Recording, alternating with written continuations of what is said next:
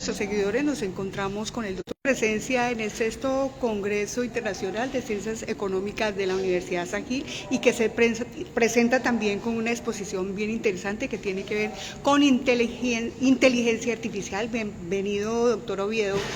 ¿Cuál es su experiencia y de qué se trata esa exposición que le va a hacer a los presentes? Bueno, muy contento de estar nuevamente aquí en la ciudad de Yopal, en este caso ya no como director del DANE, sino como concejal de Bogotá y una persona también muy interesada en conocer las realidades de las diferentes ciudades capitales del país.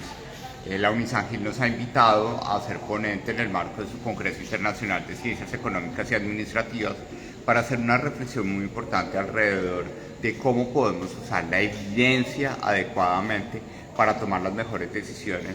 sobre todo en un departamento como el departamento del Casanare, que tiene una apuesta de desarrollo muy desafiante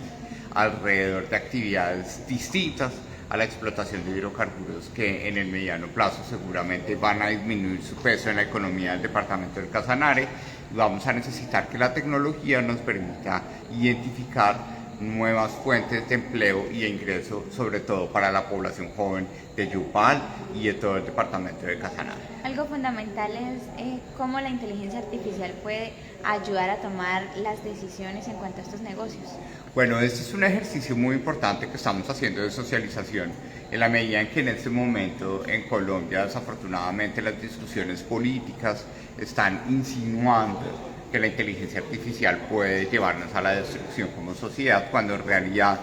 en un departamento como el departamento del Casanare, donde tenemos un rezago educativo que aplica al 46% de todos los hogares del departamento, necesitamos que la inteligencia artificial nos permita acercar el conocimiento a las personas, bien sea que estén en edades escolarizables o no, para que podamos, con ese conocimiento básico, resolver algunas barreras que estamos enfrentando a la hora de garantizar empleo de calidad, bien remunerado, distinto al que se genera en las actividades de hidrocarburos. Entonces, queremos dar un planteamiento de esperanza, con rigor, que permite establecer que estas herramientas tecnológicas en un departamento como el Casanare, que ha visto unas inversiones muy importantes en acceso a conectividad, pueden ser utilizadas para mejorar no solo ese rezago educativo que caracteriza al departamento, sino también abrir nuevas oportunidades de negocio para las personas que quieren emprender aquí en el departamento del Casanare.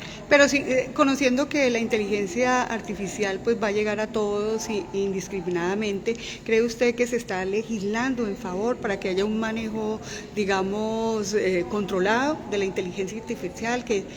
sobre todo lo que hace al acceso que puedan tener los menores? Yo creo que este es un llamado a la acción para que el gobierno nacional, contrario a dar matices estigmatizantes alrededor de la inteligencia artificial, se concentre en la definición de los marcos de interoperabilidad y el marco ético de la inteligencia artificial que es requerido para que podamos entender que la tecnología tiene unos límites y los límites los definimos nosotros a partir de nuestros principios, de nuestros valores y de nuestra cultura. Entonces, la invitación es a que podamos avanzar en la masificación de la inteligencia artificial, sobre todo en los negocios. Hoy solamente el 3.97% de las empresas formales del país acude a la inteligencia artificial y tristemente de aquellos que no acuden, el 42.5% dice que esta inteligencia artificial no es útil para sus negocios, lo cual es una contradicción y un sinsentido muy grande en ese momento. Sin embargo, ¿cómo medir precisamente esa eficiencia en cuanto a la inteligencia artificial en los negocios? ¿Perdóname? ¿Cómo medir la eficiencia de la inteligencia en los negocios? Yo creo que es uno de los desafíos que también vamos a compartir en la conferencia del día de hoy, y es que todas estas innovaciones requieren métricas y requieren indicadores que nos permitan establecer cómo estamos avanzando, no solo en el acceso a estas tecnologías, sino en su utilización y el impacto que están teniendo sobre los procesos productivos. En este momento sabemos que la inteligencia artificial tiene un potencial muy importante para facilitar los canales de comercialización de bienes y servicios, pero también, como lo decía anteriormente, en un departamento como el Casanare, para poder permitir que la educación se acerque a las personas, sobre todo a las personas mayores, o adultas que no necesariamente van a tener un interés de volver a las aulas aquí a un San Gil en el corto plazo, pero podríamos llevarles contenidos a sus casas, a sus sitios de trabajo, que esos contenidos de forma pertinente los ayuden a ser más productivos y a generar más ingresos, que es lo que queremos todos en el país. Cuando usted habla de uso de datos, ¿a qué se refiere exactamente? Bueno, pues que podamos ser capaces de entender, por ejemplo, cómo si el departamento del Casanare tiene al 8.2% de sus hogares en una situación de privación alrededor del acceso de sus niños y niñas menores de 5 años a los centros de desarrollo infantil o a los jardines infantiles que están prestando servicios en la ciudad de Yopal o en otros municipios del departamento del Casanare, necesitamos que esa estadística nos una para definir cuáles son los recursos, es decir, cuáles son los presupuestos, cuáles van a ser las acciones, es decir, cuáles van a ser los procesos que permitan que la política pública de mejoramiento de la calidad de vida de la primera infancia en Colombia se haga realidad aquí en Yopal y en el departamento de Casanare. Ya pues cambiando de tema, doctor Oviedo, cuéntenos cómo ve usted la economía del país. Usted fue director del DANE y en este momento pues queremos que nos dé una mirada de cómo ve la situación. La economía del país en este momento es una economía que ya tocó fondo. No podemos, y es un riesgo muy importante, de no ser cuidadosos con esa reflexión. No podemos seguir jugando a los discursos polarizantes en economía.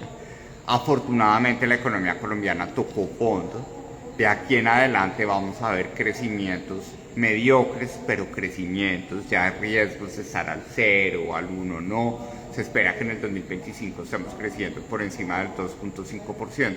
Lo que debemos entender es que esos crecimientos son el efecto de un rebote por haber tocado fondo y tristemente todavía no son el producto de una política pública de reactivación económica, que es algo que desafortunadamente el gobierno ha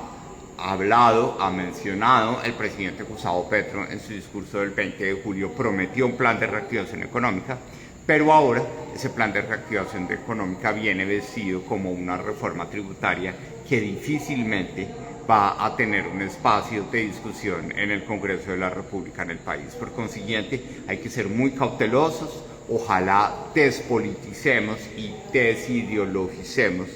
la interpretación de los resultados económicos. Vamos a mejorar, pero no es por una política particular, sino simplemente porque tocamos fondo y empezamos a rebotar. En línea con lo que acaba de decir, ¿cómo ve usted entonces el tema de la reforma, sobre todo la reforma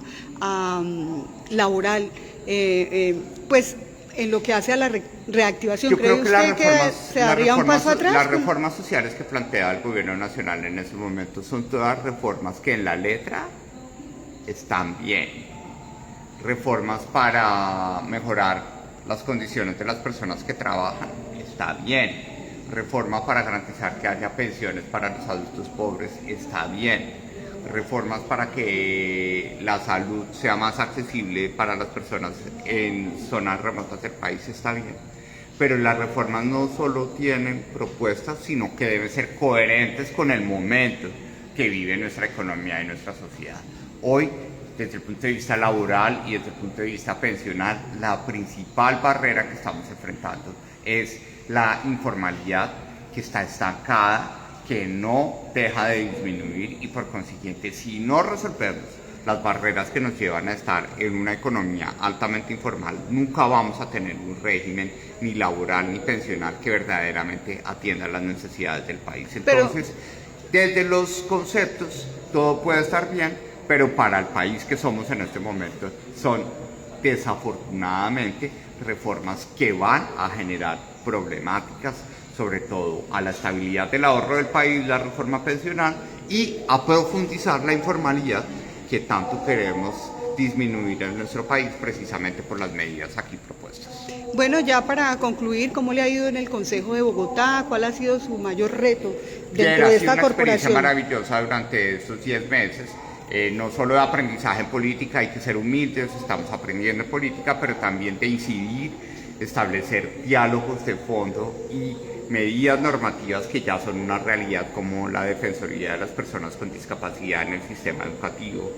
propender porque el espacio público sea un espacio público de calidad y bien mantenido gracias al comité de gestión y de direccionamiento del espacio público que se creó en el Plan Distrital de Desarrollo del alcalde Carlos Fernando Galán por iniciativa de nuestro movimiento Con Toda por Bogotá. Insistir, aunque hemos encontrado oídos sordos en la administración distrital, en la necesidad de un plan de reactivación económica y sobre todo hacer entender a la administración distrital que Bogotá necesita acciones contundentes que mejoren la confianza de todos los habitantes, sobre todo en una administración distrital que debe trabajar para resolver los problemas de espacio público, de inseguridad y de confianza que tienen los habitantes de la ciudad. Doctor, por otro lado, ¿considera usted que está capacitado para la candidatura a la presidencia?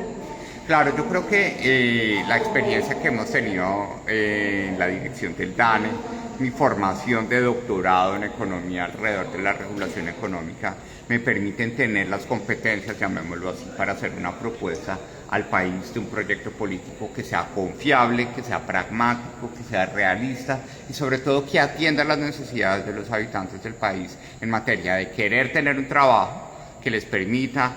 generar un sustento, que los saque de la pobreza y que al mismo tiempo tengamos ciudades y zonas rurales más seguras que permitan que todos podamos avanzar en nuestros proyectos de vida. Muchas gracias, doctor Oviedo. Muchas gracias.